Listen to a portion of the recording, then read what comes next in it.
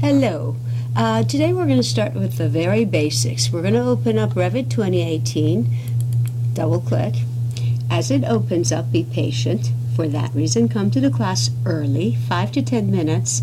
Be patient. Make sure you have the right file opened up. Make sure everything is working. Perhaps open up the computer, turn on the computer next to you, and make sure that one is running just in case you face some kind of a dilemma and an obstacle. Once you open up Revit 2018, you're going to get this interface. You're going to go to where it says new because we're opening up a brand new file. You want to make sure it's not construction. So down arrow, go to architecture template.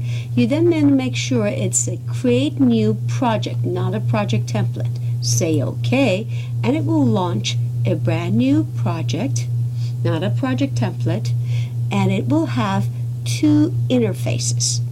The first interface that's very important to you is Project Browser. It has your levels, ceiling levels, elevations, and as soon as you draw some sections, it will have that. The other one is Properties. And if you're in level, let's say 1, floor plan 1, it will have certain properties that you need to pay attention to.